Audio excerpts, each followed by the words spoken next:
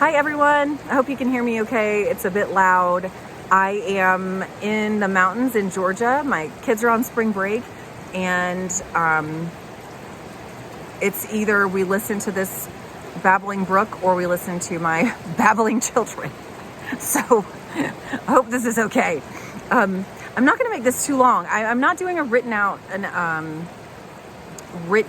announcement for this week. I'm gonna do this instead and see what the feedback is.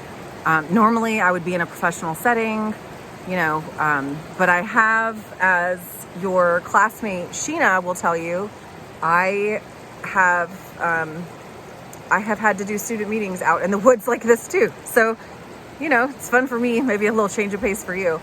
But anyway, I get the sense that perhaps, we'll just see if a video is better. You guys will have to give me feedback. Okay, so this week we're talking about variations in sexual relationships as well as sexual variations.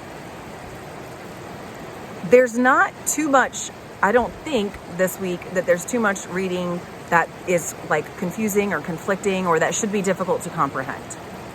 For that reason, I don't want to spend too much time kind of going over everything. Going over, that's not a word, but you know what I mean. What I would like to do instead is to sort of speak to you in this way about how this applies to your discussion and what I'm hoping that you're all sort of achieving with these discussions in your own sociological growth. This week we're talking about, variations in sexual relationships. So monogamy is one of those, right? Some people choose to mate with one person and they're only faithful to, they're faithful to that one person, ideally indefinitely. We typically practice more like serial monogamy instead of actual monogamy. The way that we think of monogamy, well, I'm not going to go too deep into that. You'll be reading about that. But the point is, we typically sort of date one person for a long time or marry, and then so on and so forth. So there's that. And then we also have polyamory, which says I can love and have a sexual relationship with more than one person. You also have open relationships, swingers, polygamy. There's various types.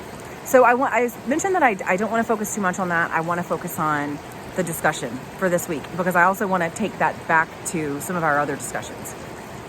I have had a couple of emails from students who were asking,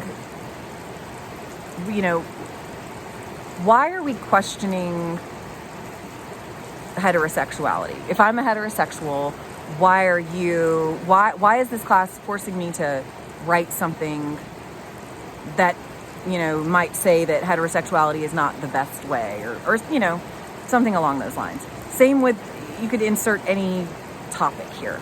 And I want you to rest assured and to approach this understanding that we are just learning. That's it. I'm trying to create interesting ways to learn. And we have to position ourselves outside of ourselves often to do that. We have to use empathy and objectivity, and it's often uncomfortable. And if you have been uncomfortable in our class discussions or in our reading so far, you are not alone. Several people have told me that they were not feeling, like their best self was shining through in their writing because they felt uncomfortable talking about it. And that's what we said in the very beginning, right? That's what we discussed this in the very start of the class, that it was going to be uncomfortable. But that's how we grow. And so this week in what we're going to be doing is saying, okay, let's say that heterosexuality isn't sort of the accepted everything. What if there was another accepted, like fully accepted, okay? Not like fully accepted, but, with still a lot of people discriminate against these groups. Not like that, right? We're talking like, if there was really another accepted way of being in a sexual relationship, how could it benefit society? And I can tell you something like, arranged marriages. We're not going to talk about that here since this is more, based on sexuality. But a lot of us Americans are sort of like, oh, I would never want to have an arranged marriage. But could you think of any benefits at all? I can. Think of the stress of dating. Sure, it's fun, but it's also stressful. And for a girl, it can be dangerous also. And for men too. I know. But even more so for women. So it can be dangerous for everyone. It would eliminate that. It would be sure that your families got along. I mean, there are benefits. Does that mean I would like to go have a marriage arranged for me? No, not really. I don't want that. But I can see just a couple, and the examples I'm giving are kind of silly, but you get where I'm going with this, right? So if we were to think of another type of relationship style, like polygamy, having, multiple spouses, or an open relationship. If open relationships were completely accepted and fine, and so much so that if I told someone, hey, I'm in an open relationship, they were totally fine with it. My partner's fine with it, right? If it was just totally fine, are there any benefits to that? I don't know. I'm hoping that you're going to tell me. Off the top of my head, it seems like if open relationships were considered acceptable to the mass, the majority, what would that mean for how we think of adultery, cheating?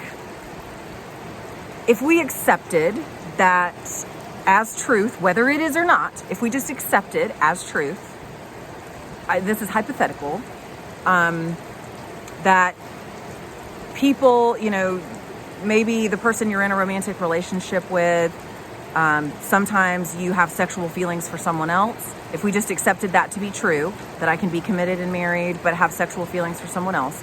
And if my partner was like, yeah, if that's, whatever, if we had an agreement and my friends and family were okay with it, and if it was just totally fine, what would that mean for adultery? It would change things. It would change society. And that is often the reason that there's discomfort and, a little sense of unease, I think, when we're talking about these topics, because it is, we're comfortable with the way things are, most of us. And I think that's a key thing, is that in trying to get everyone to think objectively and to see things a little differently, we also want to think about who our society is not comfortable for. And, just be a little more mindful and empathetic and open-minded. And I have said this in an email, and I'll end with this. I've said this to more than one student who has reached out with concerns of discomfort and objection to some of our topics, that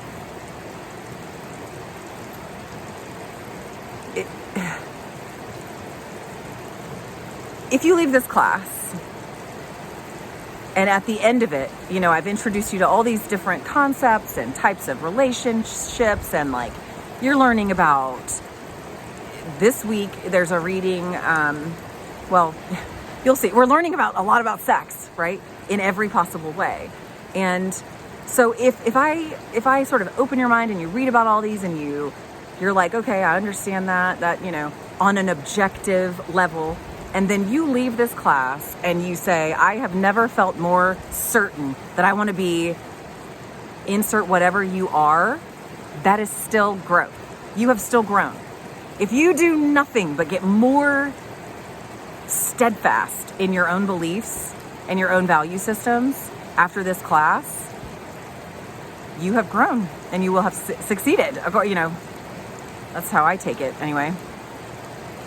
Okay, this has been 10 minutes. I would say I enjoy talking with you, but I can't see you. So don't forget, I would love to see you though. If you guys want to do a meeting with me at any point to discuss any of these things, you're more than welcome to.